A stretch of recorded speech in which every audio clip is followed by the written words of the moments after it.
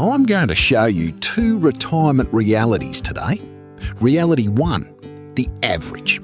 The Australian most people think of when they imagine retirement. A decent bloke who worked hard, paid his mortgage and ended up okay. Reality 2, the top 5%. The retirement that most Australians quietly dream about but rarely talk about. The life where money just isn't a worry anymore.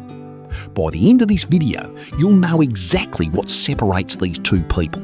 Not in luck, not in income, but in 5 specific decisions made over 30 years. And you'll know exactly what the top 5% actually have at 67. Not the fantasy, the real numbers.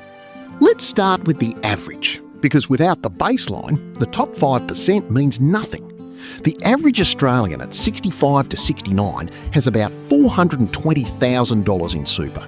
That's the combined average, $448,000 for men, $392,000 for women, based on ASFA data from the most recent ATO statistics. The median, where half of Australians sit, is around $218,000 at age 65 to 69. That's the honest number. The average gets dragged up by the people with $2 million and $3 million. At $218,000 in super, you're drawing roughly $10,900 per year at a 5% rate. Add the full age pension of $31,200. Total, $42,100 a year.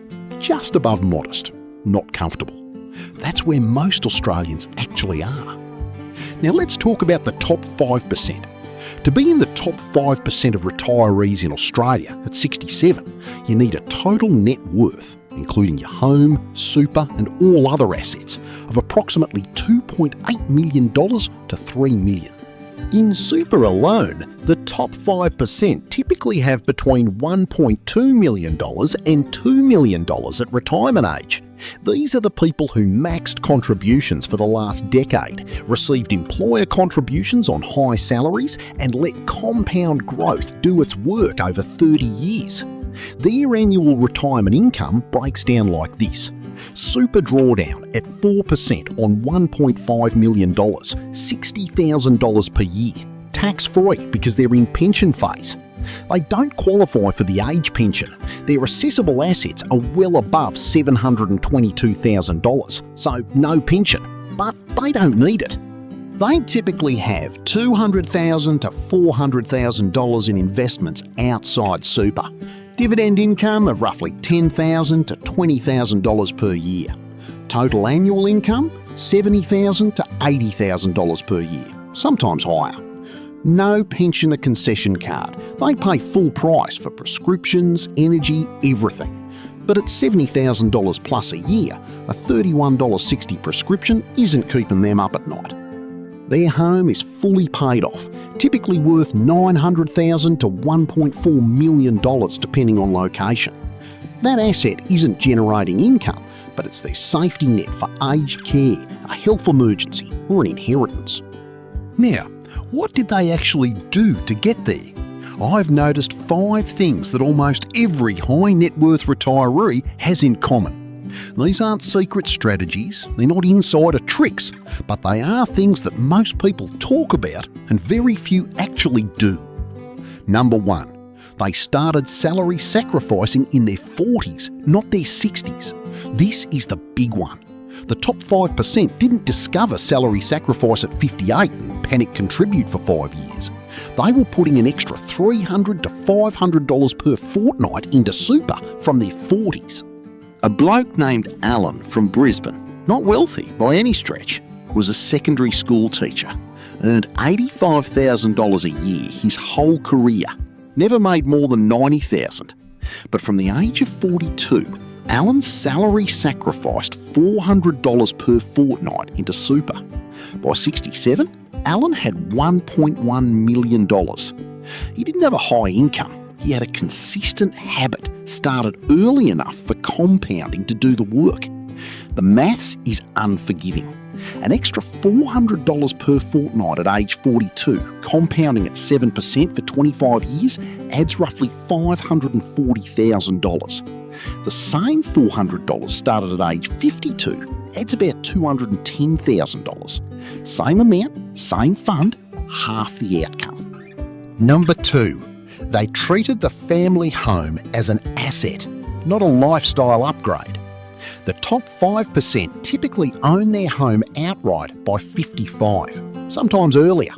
They didn't upgrade to a bigger house in their 50s. They paid off the one they had. The equity stayed in the property, not in a renovated living room. And because their home is paid off, their living costs in retirement are dramatically lower than someone still paying $2,000 a month in interest.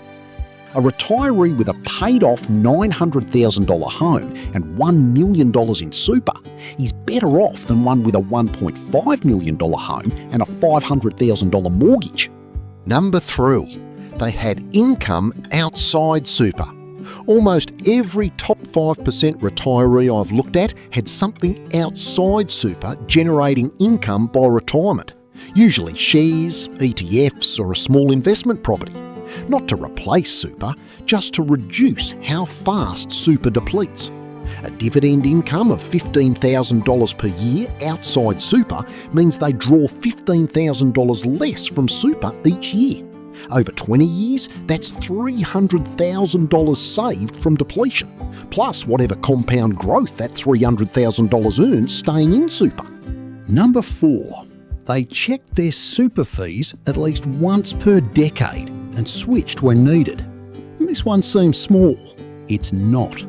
A 1% fee difference on a $600,000 super balance costs $6,000 per year. Over 20 years of accumulation, that compounds to over $100,000 in lost growth. The top 5% didn't stay in the retail fund their 1997 employer signed them up to. They checked, they compared, and when the numbers said switch, they switched. Number 5, they used an accountant or financial advisor at least once in their 50s. Not ongoing advice, not a full annual relationship with commissions and fees. One session. 2 hours. Here's where I am, here's when I want to retire, what should I be doing in the next 10 years? Every single dollar spent on that session typically returned 10 times its value in better super structuring, tax savings and pension optimisation. Now, can you still get into the top 5% if you're starting late? Honest answer, probably not the top 5%. The compounding maths is relentless. If you're 55 today with $300,000 in super, no amount of contribution catches the person who had $700,000 at 55 and let it grow for another 12 years. But here's what you can do. You can get to the top 20%, which is a total net worth of roughly $1.5 million at 67, super, home and other assets combined. That gets you to $80,000 to $90,000 a year in retirement income, between super, investments and possible pension. That is a genuinely excellent retirement. Not top 5%, not stress-free millions, but a life where you travel twice a year, help the grandkids and never check the price of a meal before ordering. The difference between the median retirement and a top 20% retirement isn't income. It's 3 decisions: consistent contributions from your 40s, paying off the home, and checking your fees at least once. None of those require a $200,000 salary. They require consistency and about 2 hours of attention every decade. Top 5% of Australians at retirement net worth around $2.8 to $3 million. Super alone of $1.2 to $2 million. Annual income of $70,000 to $80,000 with no pension and no financial stress. Median Australian at retirement, $218,000 in super. Total income with full pension around $42,000. Manageable, not luxurious. The gap between them isn't luck. It isn't just salary. It's a 25-year difference in habits that most people could have started, and some still can. Where are you on the spectrum? Are you tracking toward median? Top 20%? Close to the top 5%? Drop your current super balance and your age in the comments. I'll tell you exactly where you rank. on the Retired Aussie. I'll see you in the next one.